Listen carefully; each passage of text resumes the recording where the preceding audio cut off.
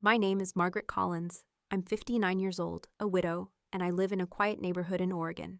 For almost 2 decades, I've worked as an office manager at a law firm. I've raised 2 kids, Emily and Luke. Emily, my 32-year-old daughter, and Luke, 29, and spent most of my life ensuring they wouldn't have to go through the struggles I faced. But everything changed one Tuesday. I got an email that left me in complete shock. It was from Emily, no subject line, just her name. I smiled when I saw it, expecting maybe a quick update or a sweet note before her big wedding day, which we'd talked about just a few weeks before. I had already given her $30,000 to help with the wedding, booking the venue, a photographer, and the florist she'd wanted since college. I'd been happy to help, excited even. But when I opened the email, the smile I'd had vanished instantly. "Mom," the email started. No dear mom, just mom. As if it was some label she was tossing my way. My heart sank as I read the rest. Emily and her fiancé, Andrew, along with his family, had finalized the guest list for the ceremony in Napa Valley. And after much thought, they decided it would be best for me to watch the wedding via livestream, not in person. She explained that Andrew's mother was particular about the guest count and wanted to keep things intimate. And then, like a dagger to my heart, she added, "If you want to be a part of it, you can watch through the Google Meet link we've created. Should be just like being there." LOL. I sat there staring at the screen for what felt like an eternity. My coffee sat cold on the desk, but I didn't care. My hands didn't shake. I didn't cry. But something inside me broke quietly, almost like the earth had cracked open beneath me, but I was still standing, still breathing. I responded with just 4 words. "Sure, enjoy your big day." That was it. No emotion, no argument, just withdrawal. And deep down, I knew those 4 words would speak louder than any scream. I didn't want to fight. I didn't want to argue. I wanted clarity. I wanted silence. I closed the laptop, finished my now cold coffee, and went on with my day like any other. But it wasn't. That was the day I stopped pretending my sacrifices meant anything to my daughter. The day everything began to change. The drive to work that morning was quiet. The air still had the early spring chill, but I barely noticed. I kept thinking, how did we get here? How had we gone from being so close to this? I had spent 18 years at Caldwell Walker Law. Nothing glamorous, but steady work. And stability was what I needed after my husband's sudden death, when the kids were still teenagers. I remember standing by the old washing machine, bills spread out in front of me, trying to figure out how to pay for groceries and Emily's college deposit. I didn't hesitate. I gave up weekends, took extra shifts, canceled vacations. I told myself, there'll be time for me later, but there never was. Every penny I saved went to Emily and Luke. When Emily switched majors twice and needed more credits, I paid. When she moved across the country to New York for a short-lived job, I covered her plane ticket and deposit. When she cried over her second breakup at 27, I flew out to hold her hand and make her tea. When Luke wanted to buy a house with his fiancée, I co-signed the mortgage and gave him $10,000 without a second thought. I never kept score.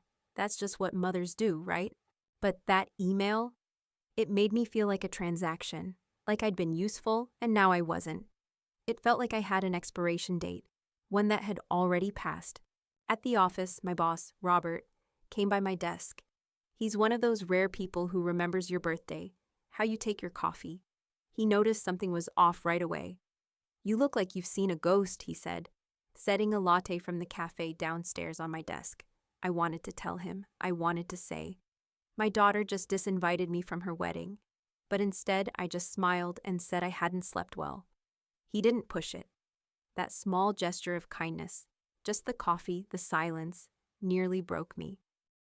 After all the noise in my head that morning, it reminded me that I was still here, that I still mattered, even if only in the quietest way. Around lunchtime, my phone buzzed. Emily again. Her name lit up the screen. Voicemails, texts. "Mom, please answer. We need to talk. This isn't funny." I didn't listen to any of them. Not yet. I just sat there, sipping my latte, thinking, maybe it's time to stop being the one who always answers. Maybe it's time to stop playing a role in someone else's story when they won't even let me on the stage. That afternoon, I made a decision that would shift everything for all of us. I wasn't going to scream. I wasn't going to beg. I was going to do something much more powerful. I was going to act. After work, instead of going home, I drove to First Federal Bank, just a few blocks from the office. Carlos, the branch manager, had helped me with everything from setting up college funds to adjusting retirement contributions. He always greeted me by name. Mrs. Collins, he smiled, standing to shake my hand. What can I do for you today? I sat down across from him, my purse resting on the floor. My voice was calm, almost too calm. I need to cancel a wire transfer, I said. He blinked. The one to the Napa venue, he asked. Yes, that one. Carlos hesitated. There may be a cancellation fee depending on timing, but may I ask why? The circumstances have changed, I replied, offering nothing more. He typed something into his computer and looked back at me. You're in luck. It hasn't processed yet, just in time. He paused, glancing up. Are you sure, Mrs. Collins? $50,000 is a significant amount. I'm sure, I said. $50,000. That was the amount I had planned to send on top of the $30,000 already paid. A total of $80,000 for a wedding I wouldn't even be allowed to attend. I signed the necessary forms and left the bank without a second thought. By the time I got home, there were 9 missed calls from Emily and 2 from Luke. One voicemail simply said, Mom, please don't do this. I turned off my phone. In the kitchen, I reached for the bottle of red wine I had saved for Thanksgiving. I hadn't opened it back then. Emily was supposed to visit, but she canceled last minute. Work, she had said. I poured a glass, took it out to the porch, and sat in the fading sunlight. Birds chirped in the trees. A neighbor's dog barked. Everything felt still. And then, the memories began to rush in. All those birthdays I planned alone. All the holiday dinners where I pretended I wasn't waiting for a call that never came. The new shoes I didn't buy. The vacations I postponed. I thought about Andrew's mother, the woman who barely knew Emily. Yet her opinion held more weight than mine. I thought about the way Emily had signed off her email with LOL, as if watching my own daughter's wedding through a screen was a joke. And I thought about myself, not as a mother, not as a widow, but as a woman. What did I want? Peace? Dignity. A life that didn't revolve around being useful to others who only showed up when they needed something. That night at 9 p.m., the doorbell rang. I thought about ignoring it, but curiosity got the better of me. I opened the door and found Luke standing there, still in his office clothes. His tie loosened, sleeves rolled up. He looked uncomfortable, holding his phone in one hand like a shield. Mom, he said, stepping inside before I could say anything. Why aren't you answering your phone? Emily's freaking out. I shut the door behind him calmly.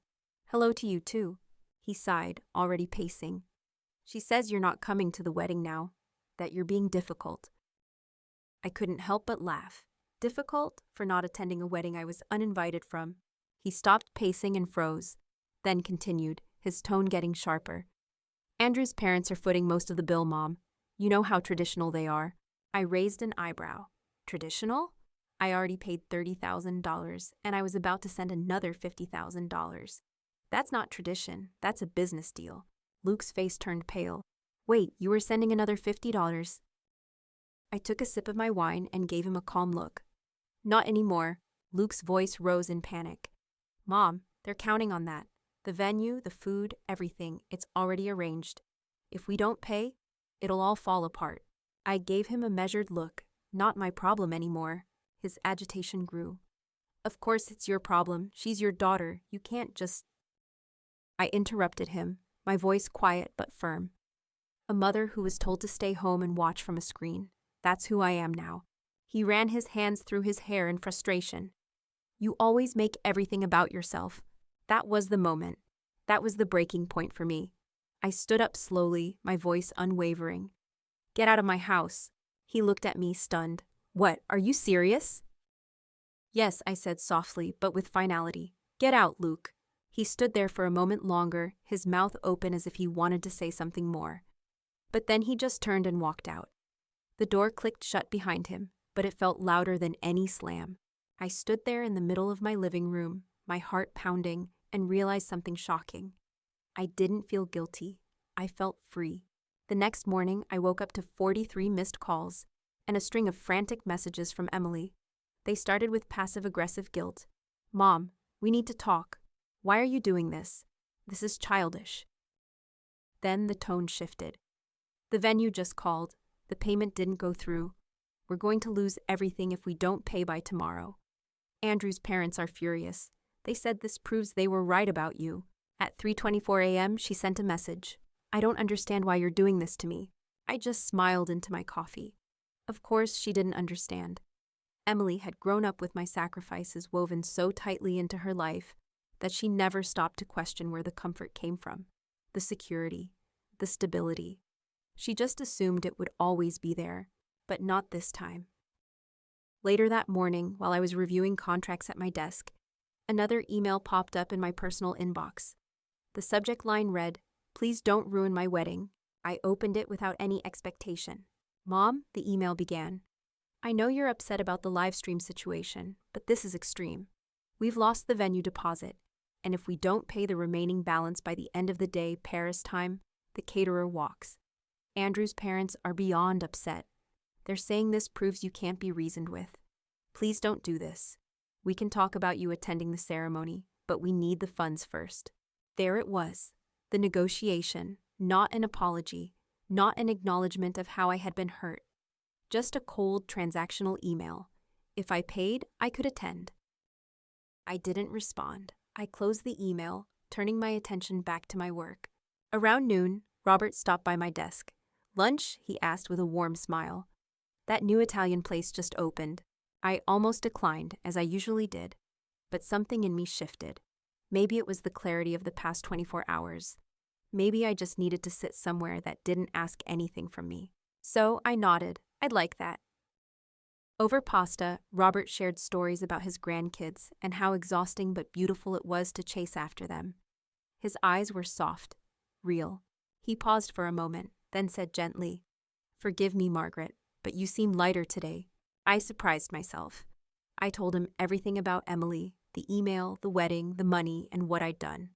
When I finished, Robert didn't judge. He didn't try to fix anything. He simply said, "Sometimes the hardest part of love is setting boundaries, especially with the people we've given the most to." He reached across the table and briefly squeezed my hand. "I think you did the right thing." For the first time in a long while, I believed him. When I returned to my desk, there were more calls, more texts, but I didn't answer. I didn't need to. For the first time, my silence spoke volumes. That evening, when I pulled into my driveway, the sky was dimming, and the porch light clicked on automatically. Everything looked peaceful, even still. But as I got closer, I noticed someone sitting on my front steps. As I walked up, I recognized her. Sophia, Emily's best friend since grade school. The girl who spent weekends at our house, baking cookies, watching movies, and giggling in sleeping bags until dawn. I hadn't seen her in years. "Sophia," I said as I got closer. She stood up quickly, brushing invisible lint off her coat. "Mrs. Collins, I'm sorry to drop by like this." "It's fine," I said, unlocking the door. "Would you like some tea?" She followed me inside, her eyes scanning the familiar walls, as if they were holding memories she hadn't expected. I filled the kettle and waited. "Did Emily send you?" I asked, my voice steady. Sophia didn't answer right away. "She's a mess," she finally said. "They lost the venue. The florist dropped out. Andrew's parents are threatening to cancel the wedding." I didn't say anything, just set 2 mugs on the counter and waited. "She's panicking," Sophia continued. "She knows she messed up. She just doesn't know how to fix it." I looked at her for a moment, then asked softly, "Is that why you're here? To fix it?" Sophia shook her head. "No, I'm here to ask, is there anything she can say or do to change your mind?" I paused, my gaze steady. "No, there isn't." Her shoulders slumped. "Not even if she apologizes." I handed her a mug of tea and said, "Words are easy, Sophia, especially when people are desperate.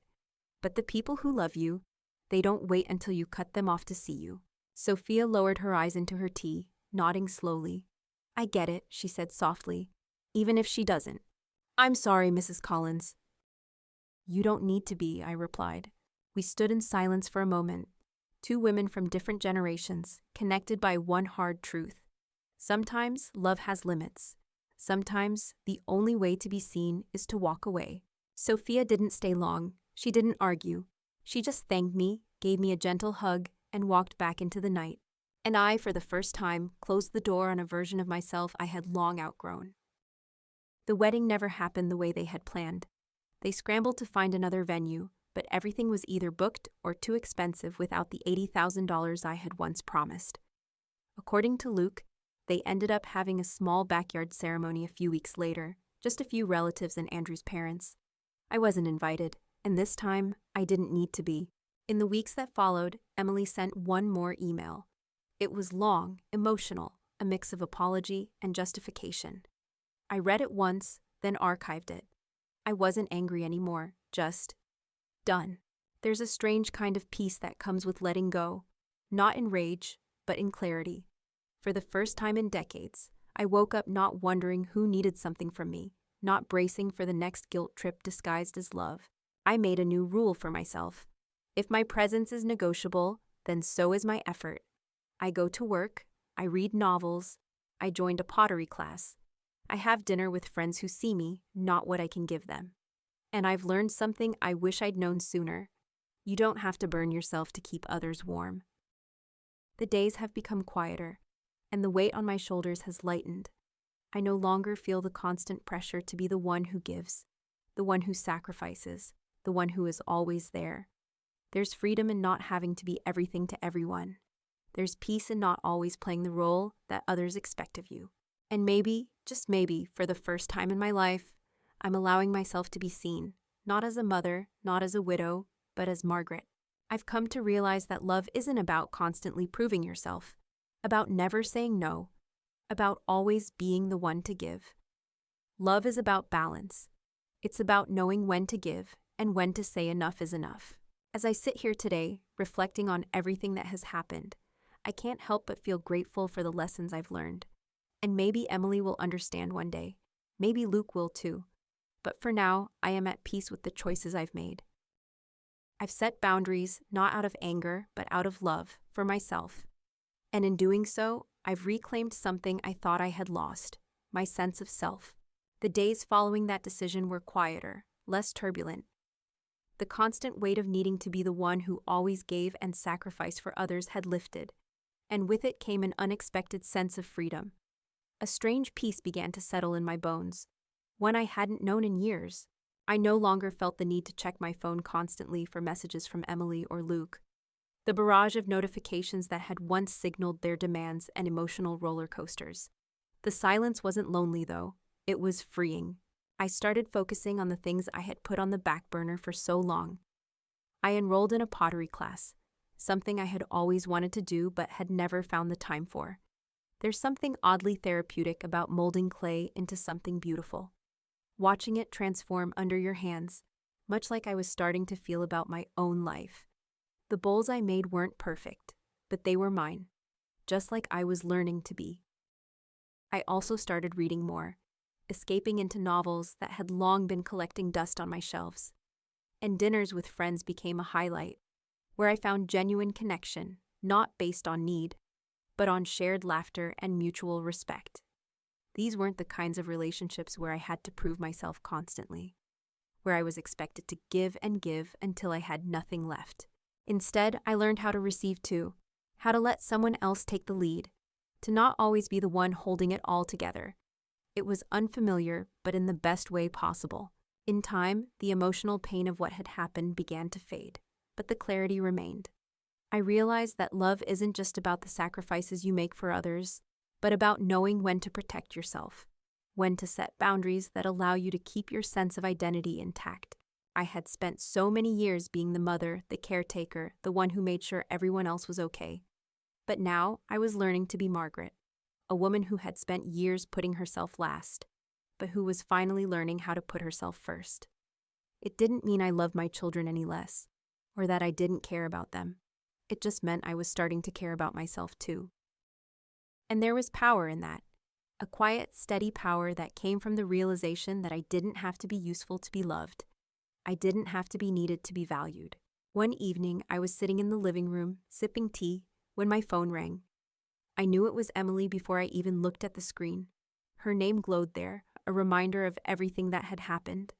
I took a deep breath before answering, unsure of what to expect. "Mom," she said, her voice shaky. "I'm sorry." I didn't respond immediately, letting her words hang in the air for a moment. She was still my daughter, and I loved her.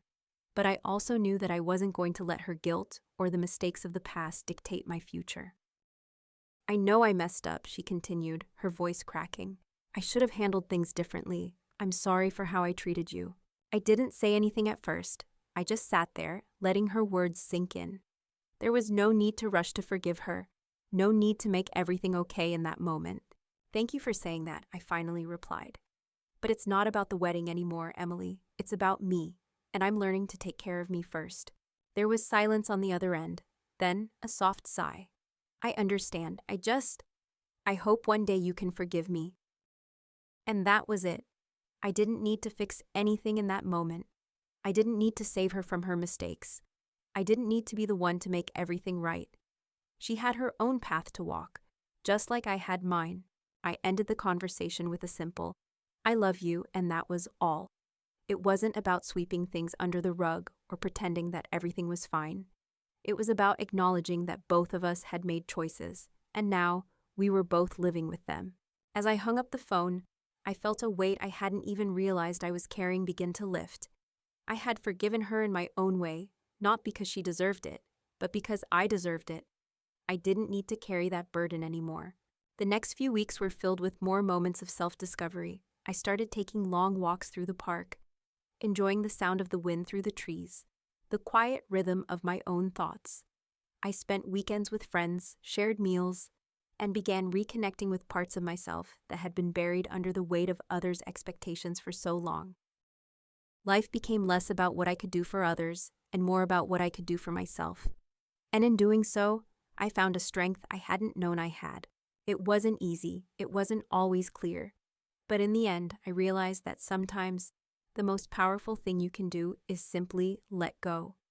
To release the expectations, the guilt, the need to be everything to everyone. And in doing that, you give yourself the chance to be whole again. So here I am, Margaret Collins, a mother, a woman, and for the first time in a long time, just me. And I'm learning that the strongest kind of love is the one you give to yourself. Because when you love yourself, truly and completely, you have the space to love others without losing who you are. And maybe that's the greatest gift I can give, not just to my children, but to myself. If this story resonated with you, share it, comment below, and don't forget to like and subscribe. Sometimes the strongest kind of love is the one you finally give to yourself.